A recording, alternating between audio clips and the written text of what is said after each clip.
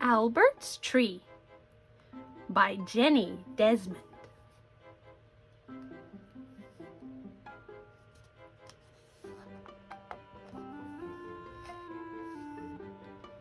For David.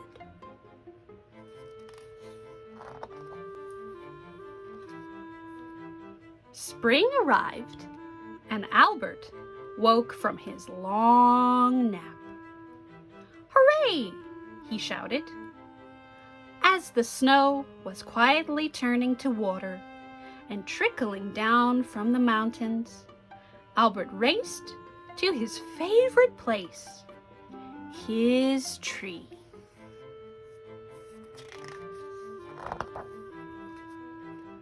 "Hello, tree," shouted Albert. "I've missed you." His tree was perfect. Not too hard, or too soft, or too slippery, or too prickly. It was his own special place, quiet and peaceful.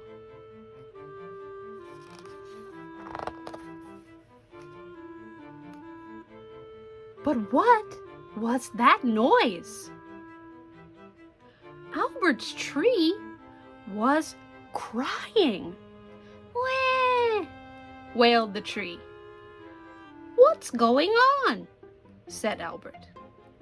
"You don't normally make a noise." Sniff, sniff. "You smell the same."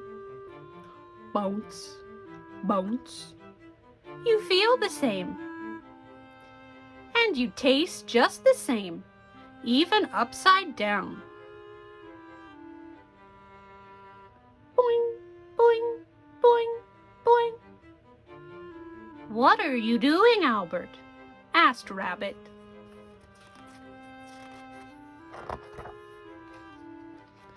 "Rabbit," said Albert, "my tree is crying. How do I cheer it up?" "Wah, wah, wah," wailed the tree. "When I'm sad, I dig lots of holes to play in," said Rabbit helpfully. "Maybe that will stop your tree crying." So Albert and Rabbit dug lots of holes. I didn't know trees cried.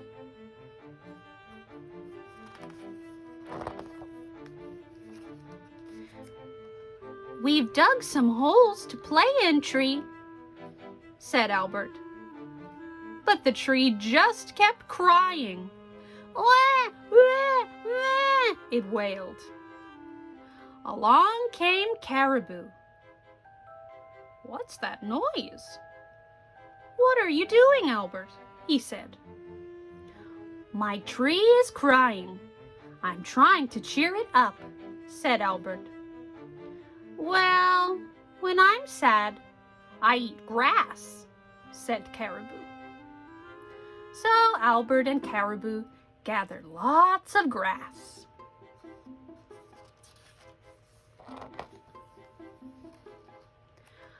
"I brought you some grass, tree," said Albert.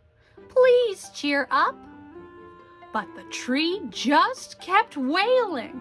"Wah, wah, wah." "Why is your tree crying, Albert?"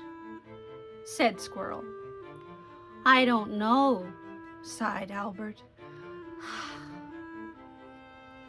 The tree cried harder than ever. "Please don't cry," shouted Albert. "Wah, wah, wah," wailed the tree. Too loud. My ears hurt. I'm off.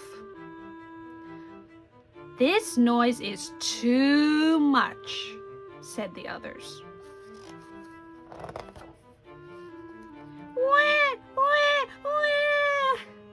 "Please stop it, tree," roared Albert. "Stop crying." But the louder he roared, the more the tree wailed. "Wah, wah, wah." Then Albert had one last idea.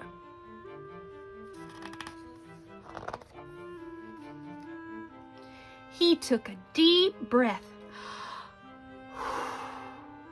and climbed quietly up to his favorite branch.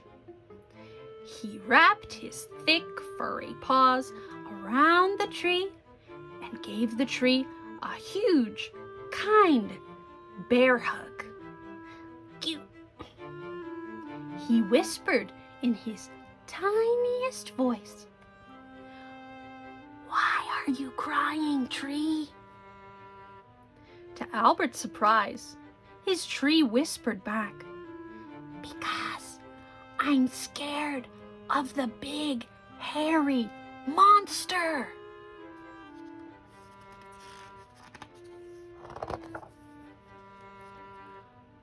"What big, hairy monster?" whispered Albert. "Outside, over there," sobbed his tree. "Don't worry, I'll get rid of it," said Albert bravely. Albert nervously looked high and low. Outside, over there was no monster. "There's only me here," said Albert. "Oh, phew," sniffed the tree. "I can come out then."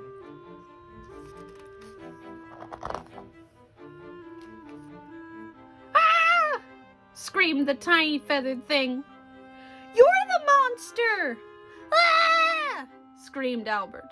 "You're the tree!"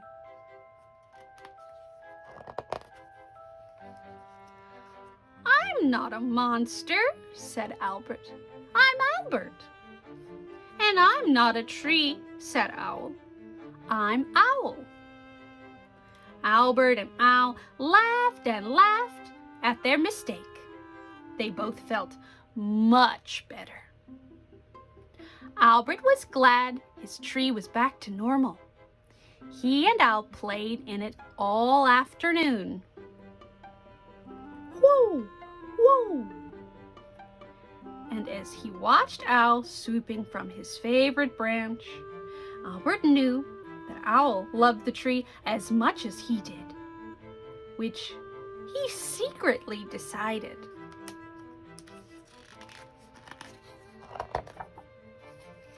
Made his tree twice as perfect as it was before. The end.